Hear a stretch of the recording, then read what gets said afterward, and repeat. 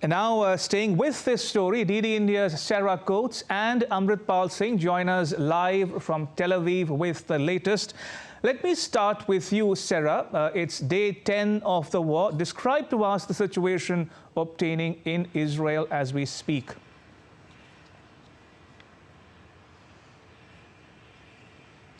Sorry, Ramesh, I didn't get you there. Could you please repeat? Could you describe to us the situation in Israel now as we speak on day 10 of the war? Well, look, here on the ground where I am, Ramesh, things are actually feeling somewhat normal this morning. The last week that we've been here, everyone seems to have been locked in their homes, really not going out. Businesses have been ordered to close unless they are connected to a bomb shelter.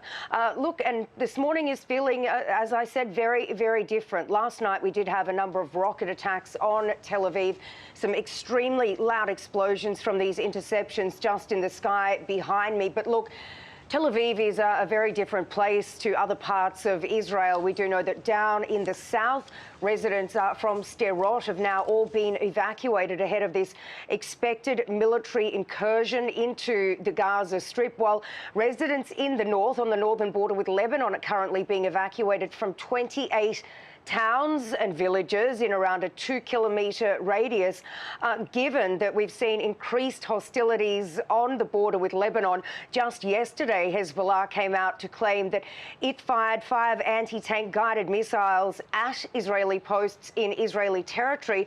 Israel then retaliated with attack helicopters striking a number of Hezbollah posts inside Lebanon. So look, that is certainly very, very tense up there, which is why we are seeing all of these diplomatic efforts.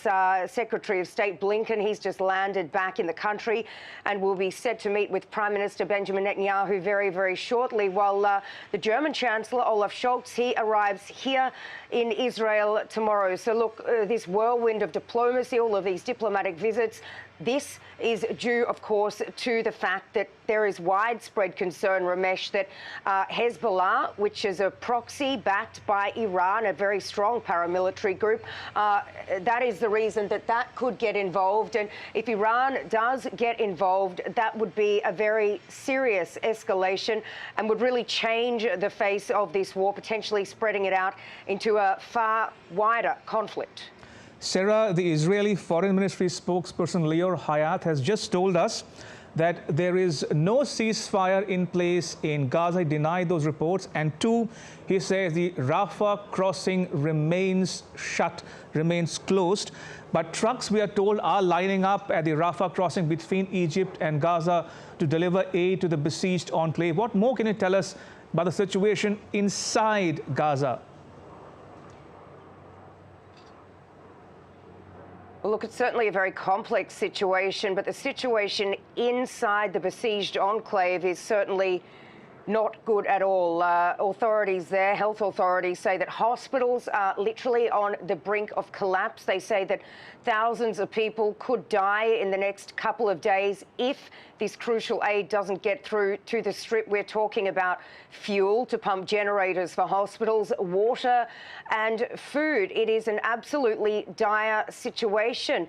The United Nations says that despite Israeli assurances that water had been turned on to the southernmost part of the Strip where these people have been asked to go, they say that they are yet to see much coming out of the taps. So look, it is a horrendous situation. We are hearing already that more than 2,600 people have been killed, around 10,000 others injured. So, you know, just judging by those numbers, you can only imagine how overwhelmed these hospitals are. And then to add to that, people are using these hospitals and also UN-built schools and other facilities to shelter, given that the IDF gave this order to the people of North Gaza to go south, but they simply don't have anywhere to go. Many of them are on foot, as they don't have cars, or if they do, there's no petrol to put in these cars. So look, the situation is extremely grim. The United Nations is calling it a complete catastrophe, saying it is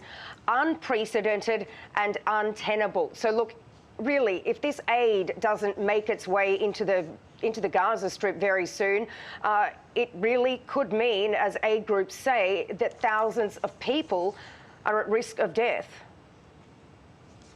All right, Sarah Coates in Tel Aviv, thank you for your inputs. Appreciate it.